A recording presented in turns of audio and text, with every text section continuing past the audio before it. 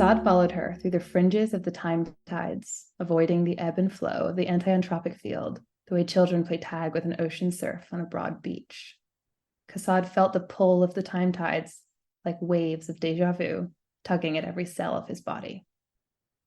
Hello and welcome back to Rehydrate. This season, we'll be reading and discussing Dan Simmons' Hyperion. This is season 8, episode 2, The War Lovers, covering part 2.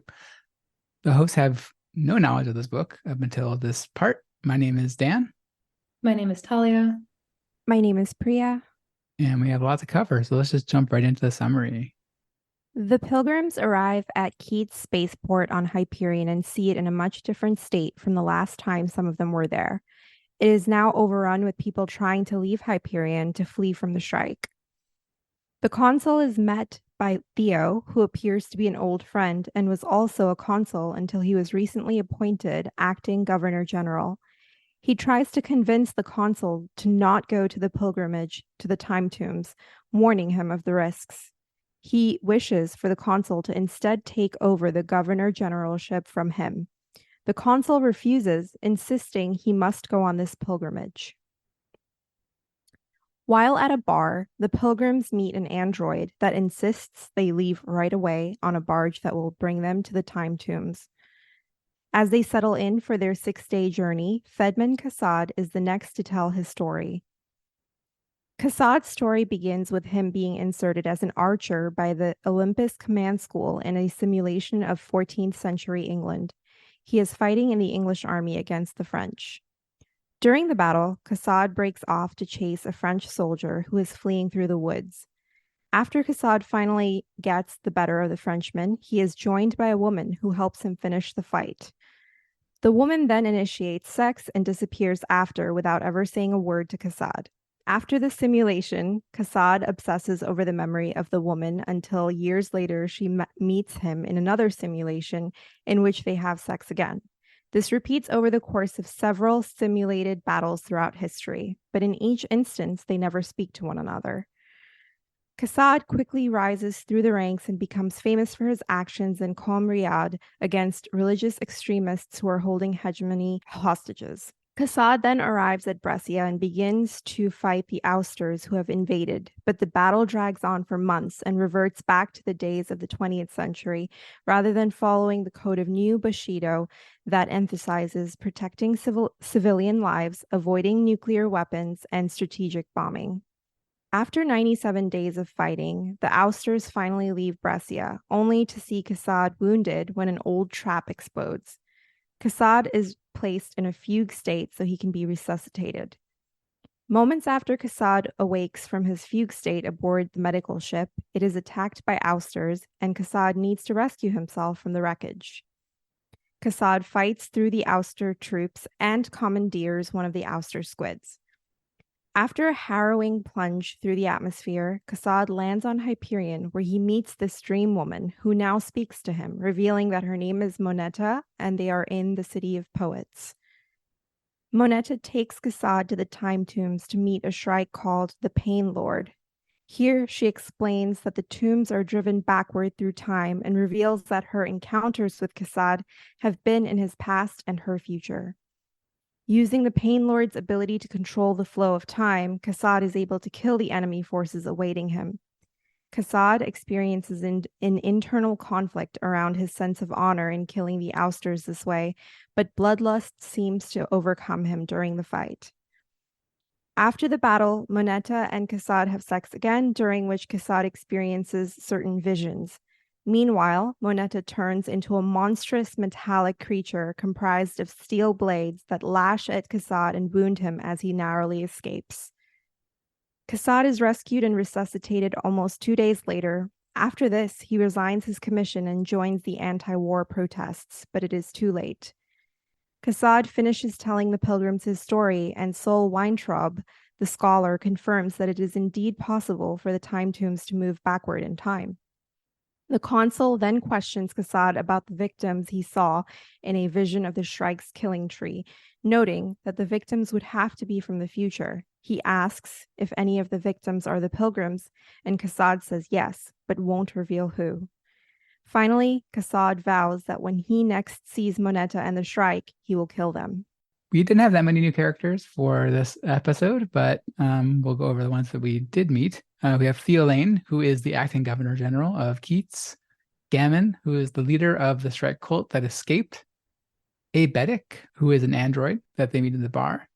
Moneta, who is Kassad's dream lover, maybe a Shrike, I don't know. And the Pain Lord, who is definitely a Shrike. Okay, so I think I went first last time, and Talia went last. So let's go with Talia first this time for initial impressions of this chapter. I would say my initial impression is what you said at the head. The hosts have no knowledge of this book, so it's been really interesting because we can speculate sort of all on the same page with no one having more knowledge than anyone else. That being said, this section was such a departure from the priest's tale. I wouldn't even judge it in good or bad ways. It felt like very different prose. I found the prose really lovely. The plot, I think, was better in the priest's tale. That really, really captured me and held me in like a steel vagina holds in a Shrike lover. But I think it was just an interesting display of what Dan Simmons can do. I have a lot to say about this section, but those are my initial impressions. So Priya, I guess you're up. Oh boy, how do I top that analogy you just drew there? That's great. I was waiting for you to say something like that, and you did. You do not disappoint. Predictable. Yeah, so I think that like there's two very juxtaposed things going on in this section, right? There's like vivid descriptions of like battle scenes, and then there's you feel like at one point you feel like you're in one of those movies like what was that movie Gravity where was it Sandra Bullock is trying to get back to Earth. It's kind of like that. There was definitely another movie like that too. But anyway, we all know the movies. We've all seen them. Someone is in space and needs to get back on land, and it's a struggle. So I felt like those bits were a little bit hard to read. Like I had to go back and read the pages before he lands on Hyperion like 3 times because my brain kept like zoning out. So maybe I'm just bad at reading those kinds of scenes. And it's true. Like I prefer scenes where like people are talking more than like things just being described like action sequences. I had that impression too. It was so hard to find a quote this section because so much is just description, you know? Yeah. Like exposition and so on. Totally. So yeah, that made it a little hard for me to really stay focused on certain parts of this. And then there's the juxtaposition of Kassad's interactions with this woman, and like I think the author deliberately juxtaposes these because you wouldn't expect these 2 activities to be going on simultaneously in the midst of battles or like right after battles around dead bodies piled up all around. So it was definitely a little weird to read. And I think that he kind of wants you to cringe. And I think if that's his intention, then successful. Yeah. Yeah, for me, I mean, it seems like I also had the same sort of dichotomy of the 2 different styles. Like there's a lot of action that's happening. There's a lot of world building that's kind of happening. Is like it kind of weaved into it. Like a lot of historical information that's happening, and then there's a lot of like this romance stuff. I'm not a huge fan of the romance stuff. Like it was really uncomfortable for me to read that kind of like that's not, I don't know. Like that's not what I expected reading this book, is kind of graphic descriptions of sex, that's not what I'm here for, I guess. The action, it was all right. I don't, I'm not a big action kind of person either. But it's pretty well written and like pretty harrowing. I think especially the part where he goes down into the ship and it's breaking up around him, and there's also like lots of like really graphic violence in this one. Like they had like the scene on Riyadh where the X-rays come from space and like make the people's heads explode, and the guy's like sitting on the TV for what 2 minutes or whatever it was. It's like with no head, and then there's the other part where like the the guy like reaches into the guy's chest and like pulls out his heart. Like, man. Oh. Lots of graphic imagery there. I guess graphic sexual imagery and graphic violent imagery. So I mean, I'm sure that's the intention, but yeah, so I'm kind of mixed on this chapter in general. I think. I mean, I definitely like the first one better than this one, or it was more gripping, I thought. But I mean, this wasn't bad either. It's just I totally see what they were trying to do, and I think in many ways succeeded, but like this is the story of a soldier for whatever he becomes later. Like there's this bloodlust, there's actual lust. Like I understand that this celibate priest would be very different, but I think I agree with your impressions, both of you. yeah. I mean, it's just I think reinforces the idea that like every one of these stories is going to be like wildly different, right? Like the I mean, just like the other one was like a journal, right? And this one is like a the first person account of like all these like harrowing action scenes, right? Which, by the way, opens with a startlingly accurate depiction of the Battle of Agincourt between the English and the French. I was like, whoa, it's yeah, fairly true to life. Like, forget space. Here we are in the 1500s. I was a little confused at first. I was like, how are we here? Like, because I had to reread, oh, it's a simulation. Oh, I had to reread as well. I like threw the book away when I was like, it was a simulation.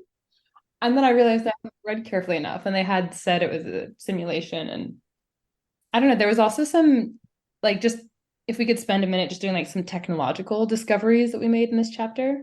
Super realistic simulation.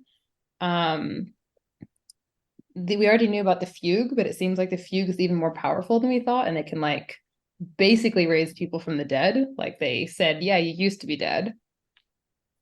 Was it the fugue though? I mean, I got the impression that like it's sort of like being in a coma, right? Like they were able to like resuscitate him and put him into the fugue state to like let him recuperate. I don't think that the fugue state itself did anything to help him recuperate. And that's the Yeah. impression I got anyway. I don't think it was the fugue itself, but like the technological realization that they can revive people from the dead was, Yeah. I I mean, think, we could do that now though, kind of. depends on your definition I of mean, yeah, dead. like someone's heart stops, you can resuscitate them, right? And that was, I didn't get like a very like big technical leap there off of that. Yeah, I thought that they were modest. They do have like these implants and comwogs, which are obviously a little bit Black Mirror-y, but it still feels very, I guess, close to the tech that we can imagine in Yeah, I mean, with as that. opposed to like the last chapter where the cruciform, right? Where it's like actually like reviving the people from Right. the dead, right? And like that's like Like from ribs on a skeleton back to right, like regenerating their flesh and their organs and everything. somewhere in between regeneration from a bone and what we can do now, which is like, look, we can like grow liver cells. Right. Yeah, I mean like the all the technology stuff was I thought was really interesting. The yeah, like the descriptions of the ousters I thought was really cool. Like the kind of the more world building around where they who they are and where they came from. There was one quote that reminded me like of the Belters from The Expanse, where yeah, they're also born in not now they're born in space, right? They're originally from like the same human race and they expanded out to space and now they're in space to the point Their where they tall, their spines are, extended, they're yeah, weak. and then to the point Right. where they go into a planet with gravity, it's difficult for them, right? And so like Exactly. yeah, that was pretty interesting to kind of learn more about them. And I guess we learn more about the Shrike in general. Like we kind of got like a glimpse of them from last one, but now it's like we have, a pretty detailed description.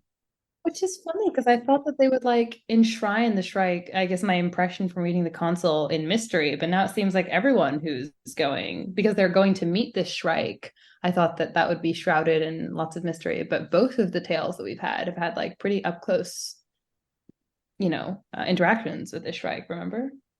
Yeah, yeah. Yeah, I mean this one is definitely more, right? So like presumably it's gonna like we're gonna every story is gonna have some interaction with this, right? And we're gonna learn more and more about them. Because now we got the introduction of them being able to manipulate time, right? And like Yeah, that was, yeah, I don't and know if then they all can, or that's just, this planet where they happen to have these time tombs, but yeah, more world building around the Shrike is certainly welcome. yeah, definitely. I think the biggest mystery in this section is how is Moneta slash Shrike able to enter into these simulations that Kassad is a part of, and why? And another thing that I noticed for me that struck me a little bit weird is, one of the reasons I think this part reads a lot differently from the first part is because the narration is completely different. The first part, you have a series of journal entries that read in first person, whereas you have here a third person narrative, but the details found within are so intimate that like you would expect it to be first person. And I think it almost feels a little bit more uncomfortable that it's not first person. I don't know if you guys felt that way or even noticed that, because like a friend and I were talking the other day about whether we prefer third person narrative or first person when we read. And usually I prefer third person. But in this case, it was a little bit unnerving because I was like, who is telling us this story with all these intimate details when it's actually a story that Kassad is telling, but it's not given to us in that perspective? It is a little bit omniscient. I mean, that's such an, English major way to look at it. So I adore it. But I just found the prose lovely in this section. This like reference to Agincourt, the reference to old English stories. We talk about like this technological advancement in a spaceship has been ripped free of the ship as easily as Beowulf had torn the arm from Grendel's body.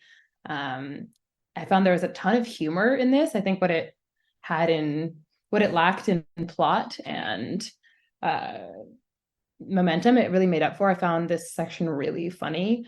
Like in the midst of his desperate escape in a spacesuit that doesn't fit him and a ship that he can't control as he's being pursued, they're talking about like his testicles always extended into his body when he felt himself a target. And they were probably wondering why the returning commando was crawling around the hull like a spavined crab rather than cycling the airlock. Like he's about to be discovered. He's in great danger and he's comparing himself to like a swollen crab. And it just really made me chuckle. Oh my gosh, nothing made me chuckle as much as the interrogation policy. Do you guys remember that one? Was that the one where they like put them on like on like the Well, dissection trays? his initial plan is like, oh, I'll survive because I'll surrender. They Yeah. need prisoners.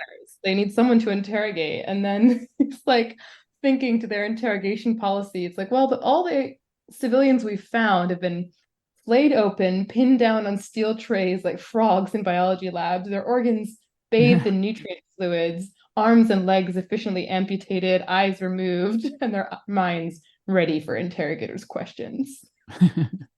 So like that plan, I mean, Dan said it before, it is gruesome and graphic in this section, but it's very funny. We should have opened with that passage. It goes on. I didn't even read the full quote. It's on page 149 if you want to gross yourself out at home. I have a lot of questions for Kassad. I really do, because not a lot of thinking, yet a lot of thinking. It's a little weird. Like, hey, strange woman appears before you. Funny. And Like he chases this woman through time and space and she finally appears. he has zero questions for her. I know. He's like, do you have any questions? She's like, nope. I thought it was so funny. Such a guy.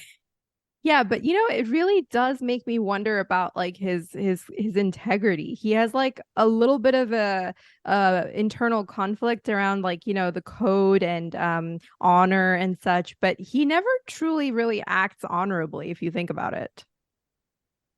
Yeah, like Huh. when they he's when all the ousters are at a disadvantage because of the time being basically frozen. He's like, is this a good idea? But he's just do it anyway, whatever. Well, he has this really like profound statement about the essence of honor is like meeting your, you know, foe in equal combat and Yeah, then acts dishonorably. And I think that is also part of why he becomes so disgusted with war and with himself and doesn't like resigns as soon as he gets home. There's someone to root for, I will say though. Like even if this is not as gripping a chapter, like I still was invested in the hero's journey and curious about what would happen to him. And yeah.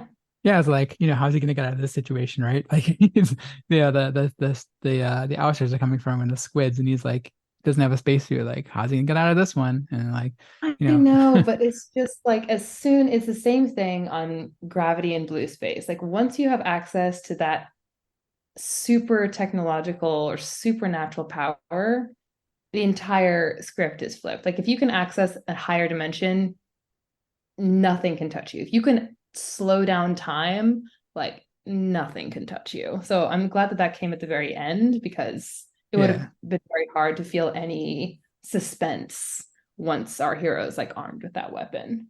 Going back to the point we were talking about before, the simulations and like the historical battles, I thought it was like interesting way to kind of tell the history of the world was like they have like known battles like Agincourt, and they also had like the Vietnam War. But then after that, they kind of like they went into history. They went into the future of of the future of this book, right? Like in this world of this book, and like they had like the battle, it was like the Battle of New Chicago, and like the battle against like it was like the third, Japanese Chinese War or The something. third Sino-Japanese War, yeah. I Yeah, remember. yeah, yeah. That stuff was cool. And they also had like that I caught on like a phrase that they call like they call it the big mistake, and like those kind of concepts always like really interest me. Where it's Of like you have like course, this. this is the Great Ravine all over again, Dan. Yeah, like when I heard the Great Ravine in like in Dark Forest, right? That like really gripped me. I was like, whoa, that's really cool. Like this big historical event that has like a nickname, but it's not like it's fictitious historical event. So like the big mistake, I'm like, well, what is that? Like what happened in there? So like yeah, the kind of world building that led to all this stuff. I think that was the best part of this chapter to me. It was more than the action stuff and more than the sex How stuff for sure. fictitious is it though? Because Fedman Kassad, it reveals really early on. It says Fedman Kassad had grown up in a culture of poverty and sudden death. As a member of the minority who still called themselves Palestinians, he and his family lived in the slums of Tharsis, human testimony to the bitter legacy of the terminally dispossessed. Every Palestinian in the world web and beyond carried the cultural memory of a century of struggle, capped by a month of nationalist triumph before the nuclear jihad of 2038 wiped it all away. Yeah, that hit a little close to home, right?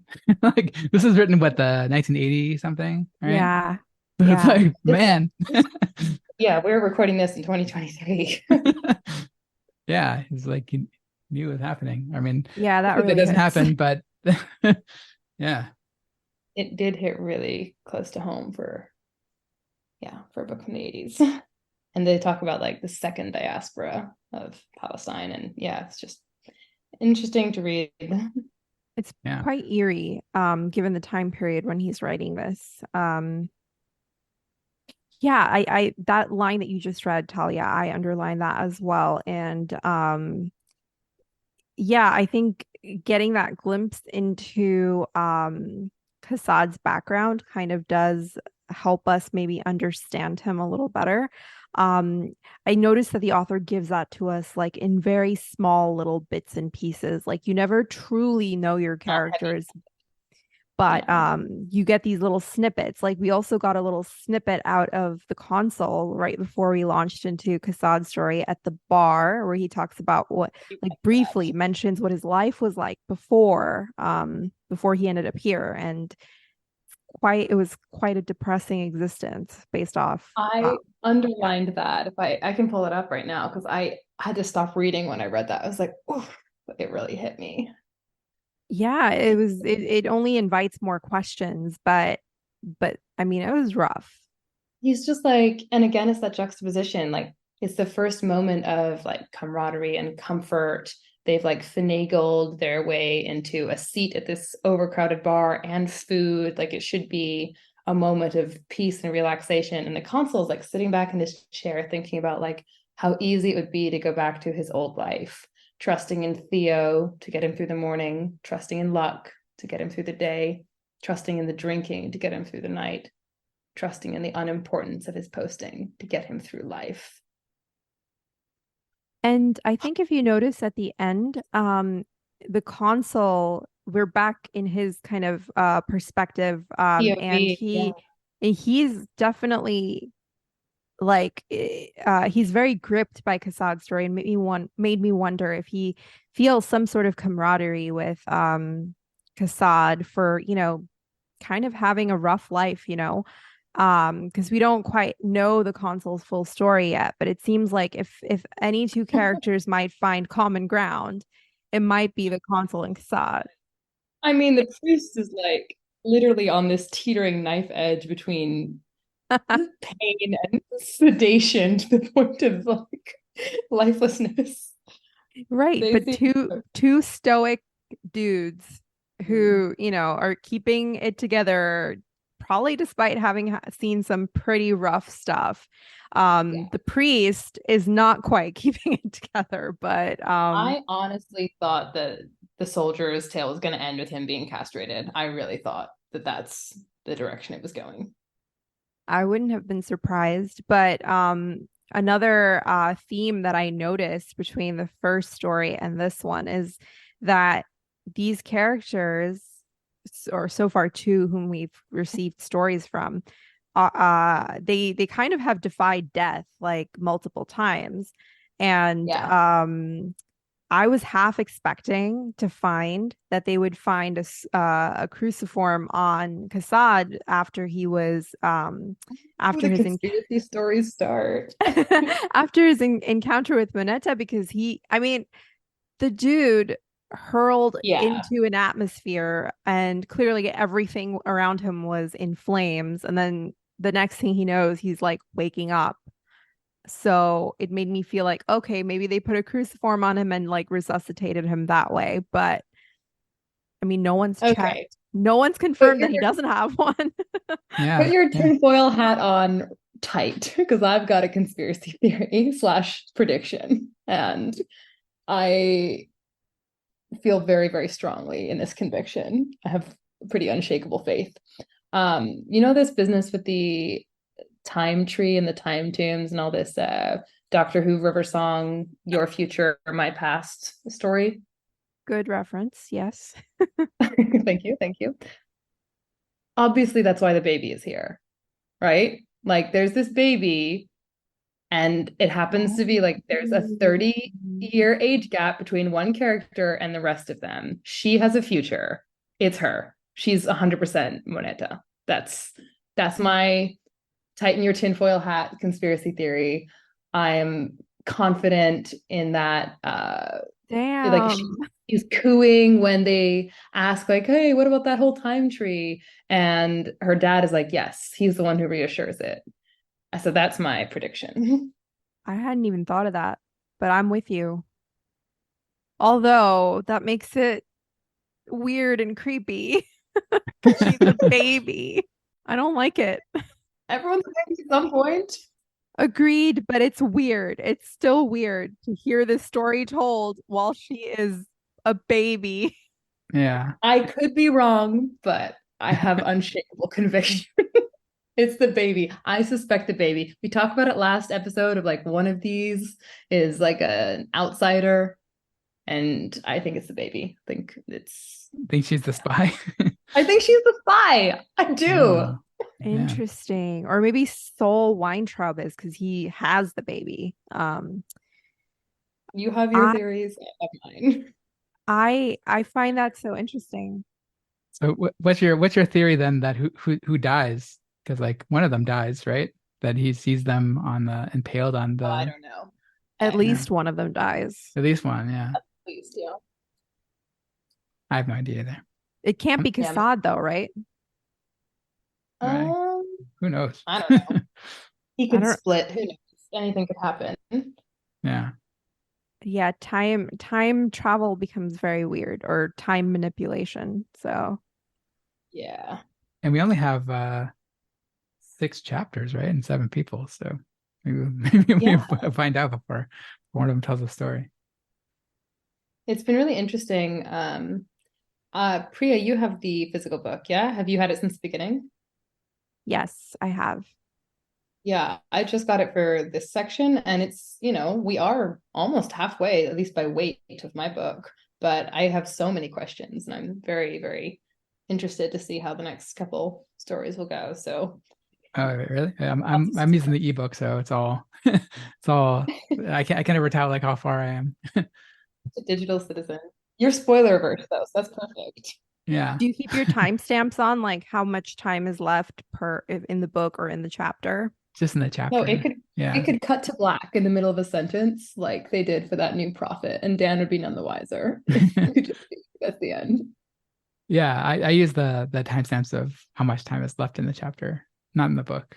The book is, I mean, it's never accurate anyway, but like it's usually kind of accurate for the chapter. Yeah, both of these have been pretty long, so I'd be interested to see if the others are much shorter because we Well, have we I have four left. I I went think through my paper copy and I split it up. Like I put a tab at the start of each chapter.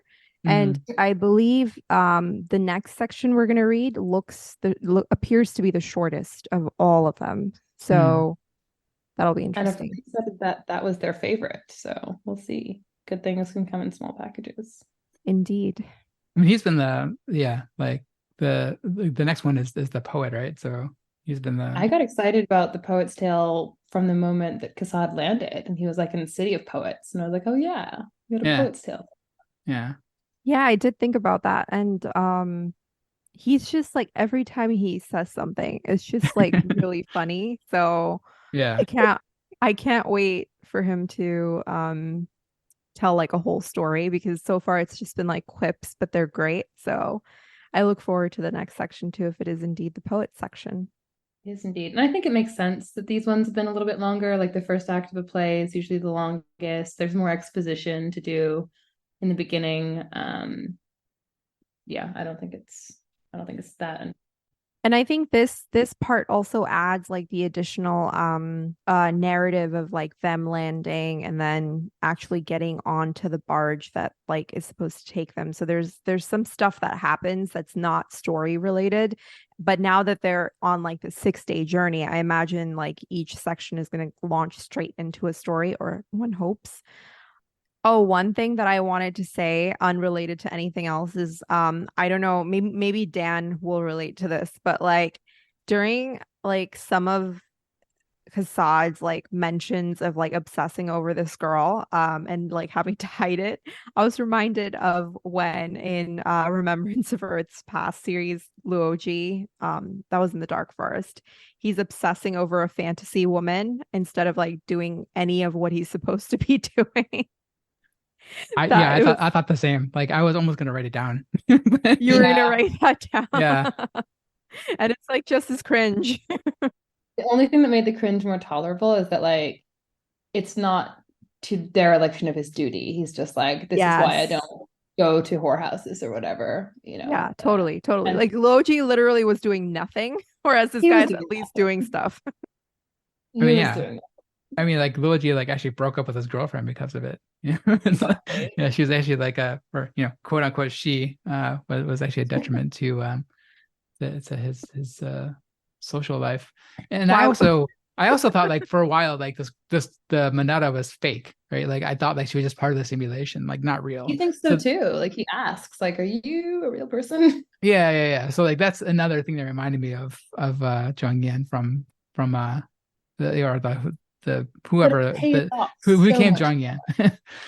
It pays off so much more. Like his dream Yeah, lover, when she comes to life, is so flimsy of a character. Like yeah. I really Oh feel like yeah, you could take her out of the story and it would be no different. Whereas you cannot take Moneta out of this story. right. But could you Very imagine exciting. the in the dark forest like the the graphic descriptions of sex between Luigi and Zhang Yan? Like no, Oh thank you. no. Chinese writer like that. No way. There's actually, I think it's probably in the show notes or like in my profile, but one of my favorite books, if you'll allow this tangent, in a different genre is Cryptonomicon. And it's like a Bible of cryptography and has lovely little stories about cryptography during the war and, an action story and then a modern day story. And it's a maximalist fiction book. It's like 900 pages long, and most of it's fantastic. And there's one graphic description of sex, and it just feels it's such out of timbre with the entire rest of the book. Like I can still recall it and just thinking like, oh no, that's played out of key. So it's just so hard to do right. And I That's would a almost trying. that's the same in like the next foundation book. There's like this like graphic, or not foundation book, one of the Asimov books, one of the robot books. There's like this graphic descriptions of sex, and it's like, no, like, that's not like Yeah, it's not what I come here for. yeah, it's like It's like genres crossing over that you like never asked for or never expected. It's also very interesting to me, like in this book, to see like a male author and how he writes such a scene, because I feel like I always just read female authors a lot more often because I read a lot of fantasy. And like I don't know, it just reads very, very different to how women write these scenes. So that was also interesting for me to note. but yeah, I did catch up on the same reference that you got, the same feeling with the with Luo Ji and this, like I think they're both cringy, right? So like that's Yeah, another thing. definitely. So it's like we'll just skip past these parts and like, get back And to the hope you space don't action. miss any plot. Right, right. And then the last one, the last sex scene is like really confusing. Like I didn't even know what's happening. And it's like I think that's on purpose. Oh, you're not supposed to know. she turns into like some monster. I thought she was being attacked at first. I'm like, oh, there's a steel like coming through her, like someone stabbed her. But no, she Yeah. turned into a lamprey, which is the picture I dropped. Yeah. Kind of looks like a sandworm from Dune, honestly, with all those teeth. I think that one particular description, which I'm not going to read over, is what happens immediately after he extracts himself from her grip. Oh, Yeah. I was like, what? Why? Why? Yeah, do we really need why? that graphic description? Like Was that No. needed? No. Was it there anyway? Yes. And I like when you said like crossover, I was like, well, let's not give a bad name to crossovers because like the crossover that we had into historical fiction, sure. Oh, I'm yes, into a yes. medieval battle, but the weird romance sappy crossover. Well, I don't think you need a trigger warning for like a little foray into history, but I do think you need a little bit of a trigger warning for this. Yeah, if I read one word about a sharpened stake or horseback riding, I need a content warning. You're about to have a history lesson. Buckle in. Yeah, I dated a history professor, so I've had many. I did like the little moment where he like shoots a laser beam into an ouster's eye and it's like chuckling, like I did that, and we like remember him shooting an arrow into a Frenchman's visor. Hmm. He seems pretty darn good at his job. Like that's Acts. something that's very interesting to me. But when it comes to like not being conned by a strange woman, Not or being literally honeypotted. he has no senses about him. So um it shows how you can be really good at some things and kind of bad at other things. And like the whole field of security, and maybe it's branched out from information security to like other fields of technology, but there's like semi-serious warnings at some conferences, like depending on how paranoid you want to be, but semi-serious warnings about like, hey, if a beautiful woman approaches you, be a little suspicious. Yeah. She might be a spy at the very kindest. Just have your guard up a little bit. Whereas this beautiful woman approaches him and he's like, my guard is completely down. Right. So I mean, after all those times, when she finally offers him, do you have any questions for me? He's like, nope. no. Let's just keep doing exactly what we've been doing. So do you think she's a Shrike? I don't know. Like I think probably. Like I don't think they all have to have the same form, right? But I think like she I mean she travels backwards through time, right? So I think she is. Hmm. I don't know if you guys caught this one bit, but right as soon as he like unentangles himself from her and when he's about to flee, the description made it seem like she almost changed back to human form, or was she still metal? Like I couldn't tell, but for a moment it seemed like she changed back to human form. So it's not like she had like shed her human skin. It seemed like she could shift. Oh, Yeah. That's the sense I got. I don't know. You'll have to read that section again. And try to avoid reading just one paragraph before that. I feel a little foolish just because like I was so enthusiastically recommending this book all week until I read this section. I was like, maybe not to children, Yeah. Have Maybe you been recommending it to children? no, just to people with children. And anyway. Well, I think it's on them to read it first before offering it to their 8-year-old. So Just interesting the kind of books that you could read on the subway. Yeah. The kind of books you could read on the subway and have your cover be shown and not feel embarrassed about it. And I thought that was this, and it probably still is. Yeah. But it's the same as recommending Dark Forest, right? Like, just get through those parts like where he just has the dream lover and like get once it gets past that, it gets really, really good. I know it's like it's probably, I mean, I think I liked each book more than the previous one with Remembrance of Earth's Past. And it's like Definitely. that's why I feel like whenever somebody's on book one and struggling, I'm like, oh, just get through this, just get through this. And Yeah.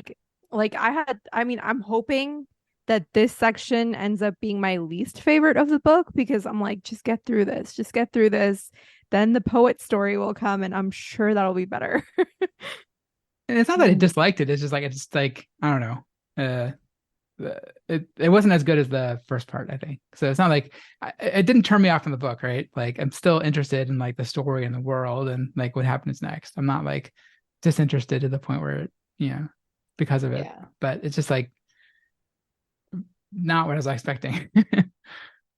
I guess I was expecting more war, right? Like that's like all the I didn't expect it to be so actiony in this section. I expected more of like the other third of it, right? Where he's on Riyadh or he's on Brescia, those kind of stuff. Like that's what I was expecting is like descriptions of those things. We got them, and those were good, but I just wasn't all the other stuff wasn't expecting quite as much. Oh yeah. So I had just one last remaining question, which I don't know, we may have mentioned earlier too. Is there one Shrike or multiple Shrike? Does Shrike imply a plural or a singular? Because it's always referred to as the Shrike. Yeah. So I I wasn't sure if like the Shrike is referring to like a group known as Shrike or like it's never been said to be a Shrike or one of the Shrike. So I wasn't sure. And that's, I guess, another reason why you might not know if Moneta is Shrike or not. And I think it was Brown Lamia who asks at the no. It was the poet who asks at the end, is Moneta the Shrike? And everyone's a little confused, I guess, as we are, because we thought that the Pain Lord is the Shrike. So I don't have an answer, but I did want to just draw attention to that battle that they have where they see the Shrike in combat. And there's like a particular sentence where they say the Shrike didn't move, but it ceased to be here and was there. So I think, and then Kassad also has this like dim realization that as he's slowing down time and seeing the enemy as slow, he must look like that to the Shrike. So I think the Shrike may have time manipulation to the extent where it could all be the same Shrike, like able to move over distances in really short amounts of time. I don't know. Maybe it's one electron theory. I'm not sure. yeah, for a moment I kind of thought like when there's like a blade that like erupts from Moneta's chest, I had thought that the Pain Lord Shrike had impaled her or something, or like or done that to her. So I don't know, maybe it's the Pain Lord taking over her body. I don't know. I don't know. Yeah, that's Um, interesting. Yeah, I thought she was also killed. Like that was my initial reading yeah. of it too. But when it came to like the blades, I think that the Shrike that we've been seeing so far has like these blade-like arms and stuff, right? So the descriptions of the two are quite similar. Yeah, yeah. I mean, I was assuming that like the Shrike are race or a group of Shrike, not like just one in particular. I mean, but I think it's supposed to be ambiguous at this point. I wondered if the Shrike are android Ooh. because they seem to elevate android to be beyond original sin, and they are made of metal. So Maybe I would assume like the way I read it was they have androids because they're above original sin, but they themselves aren't. I thought they used them for Yeah. petty labor and it was just like a Yeah, loophole for the church. maybe they're yeah, whatever tier is above android, right. like better than android robot thing. As you can tell, everyone's guessing, Yeah, we don't know. It's too early to tell. Okay, do we have anything else or wrap it up?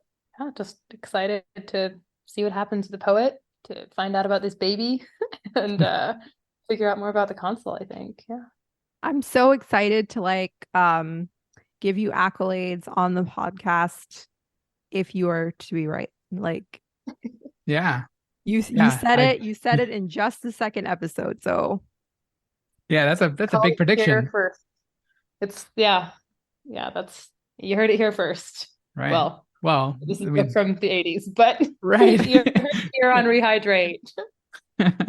If you're reading along with us and your minds are blown by that theory, you're right along with us. as far as theories go, that's a solid one. So I'm rooting for Yeah. that theory. Thank you.